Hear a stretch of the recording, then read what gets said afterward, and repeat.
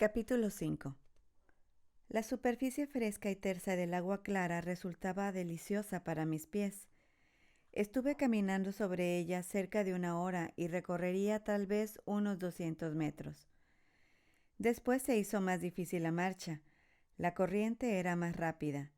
Grandes copos o islas de espuma se aproximaban formando remolinos y me hubieran magullado los tobillos como si fueran piedras si no me hubiera apartado de su camino. La superficie se onduló y se redondeó, formando hermosas concavidades y recodos de agua que deformaban la figura de los guijarrones del fondo y me hacían perder el equilibrio, de manera que tuve que gatear hasta la orilla. Como en ese lugar las riberas estaban formadas por grandes piedras lisas, pude continuar la marcha sin dañar mucho mis pies. Un ruido enorme, pero hermoso, estremeció el bosque. Horas después doblé un recodo y hallé la explicación. Grandes taludes verdes formaban un amplio anfiteatro que encerraba un lago espumoso y oscilante donde se precipitaba una cascada sobre rocas polícromas. En este lugar comprendí de nuevo que a mis sentidos les había ocurrido algo. Ahora recibían impresiones que sobrepasaban su capacidad normal.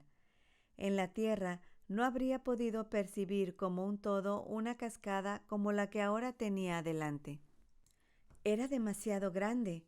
El sonido que hacía hubiera producido terror en el bosque en 20 kilómetros en la redonda. Después del primer sobresalto, mi sensibilidad soportó las dos sensaciones como el barco bien construido aguanta las olas gigantes. Ahora sentía un gran alborozo. El ruido, inmenso, era como la risa de un gigante, como el jolgorio de un colegio de gigantes riéndose a la vez, bailando, cantando y burlándose estrepitosamente de sus gigantescas obras. Cerca del lugar donde la catarata se precipitaba en el lago, crecía un árbol, mojado por el rocío del agua, medio velado entre arcos de espuma, lleno de vida por los innumerables pájaros alegres que volaban entre sus ramas. Se elevaba grande como nube en el terreno pantanoso, formando raras figuras con el follaje. Manzanas doradas destellaban por doquier entre las hojas. De repente, una curiosa aparición atrajo mi mirada. Un arbusto espinoso, alejado unos 20 metros de donde yo estaba, parecía comportarse de un modo extraño. Luego vi que no era el arbusto, sino alguna otra cosa situada junto a él, en el lado que yo podía ver. Finalmente, percibí que era uno de los fantasmas. Se agachaba como si quisiera ocultarse de algo situado más allá del arbusto. Miraba hacia atrás y me hacía señales. No dejaba de indicarme que me agachara, pero como yo no veía ningún peligro, me puse de pie. Luego, tras mirar alrededor en todas direcciones, se aventuró a alejarse del arbusto espinoso. No podía avanzar muy rápido, se lo impedía la hierba torturadora bajo sus pies. Pero resultaba evidente que caminaba de árbol en árbol tan rápido como le era posible. En uno de ellos se paró de nuevo y se mantuvo contra el tronco, impasible y derecho como si quisiera esconderse. Ahora, cobijado bajo la sombra de las ramas, podía verlo mejor. Era el compañero con sombrero de copa, aquel al que el fantasma grande había llamado Ikei. Después de permanecer cerca de 10 minutos de pie junto al árbol y de explorar cuidadosamente el terreno que tenía delante, dio una carrera, hasta donde le era posible dar carreras, hasta otro árbol. De este modo, con esfuerzo y cuidado infinitos, alcanzó el gran árbol en 1 hora aproximadamente, o mejor dicho, llegó a poco menos de 10 metros de donde estaba. Aquí se detuvo. Alrededor del árbol crecía un cinturón de lirios, un obstáculo insalvable para el fantasma. Lo mismo podía intentar pisar una trampa antitanque que caminar sobre ellos. Se echó en el suelo e intentó arrastrarse entre los lirios, pero estaban muy juntos y no se combaban.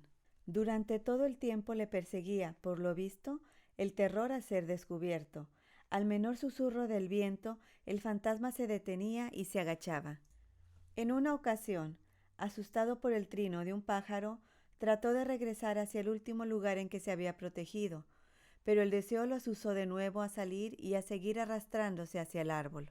Yo le veía apretar las manos y retorcerse en la agonía de su frustración. Comenzó a levantarse viento. Vi al fantasma retorcerse y meterse el pulgar en la boca. Se hallaba, sin duda, cruelmente atrapado entre dos tallos de lirios balanceados por la brisa. Luego sopló una verdadera ráfaga y las ramas del árbol comenzaron a agitarse. Un momento después habían caído docenas de manzanas encima y alrededor del fantasma, quien dio un grito agudo, pero lo sofocó súbitamente. Yo creía que el peso de la fruta dorada le habría lisiado los miembros sobre los que habían caído, y la verdad es que durante unos minutos le fue imposible levantarse. Se hallaba tumbado, gimoteando y palpándose las heridas. Pero poco después estaba actuando de nuevo. Yo podía verle intentando febrilmente llenarse los bolsillos de manzanas. Por supuesto era inútil. Pude ver cómo desaparecía poco a poco su ambición. Primero renunció a la idea de llenarse los bolsillos.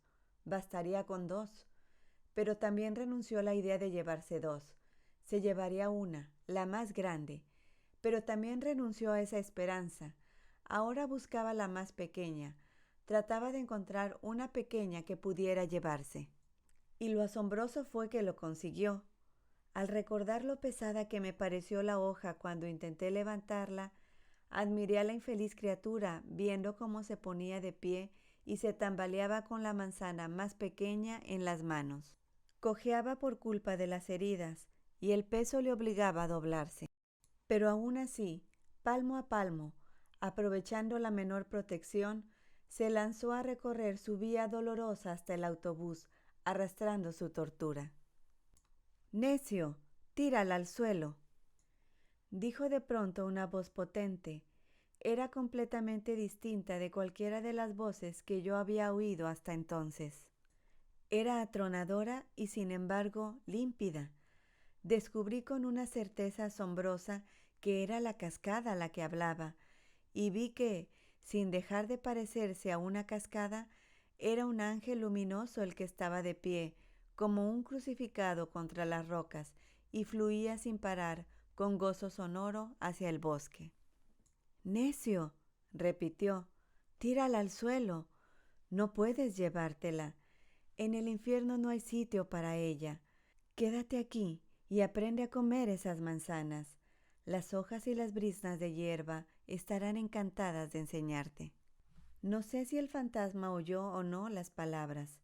En cualquier caso, tras detenerse unos minutos, se preparó de nuevo para su agonía y continuó, con más cuidado todavía, hasta que lo perdí de vista.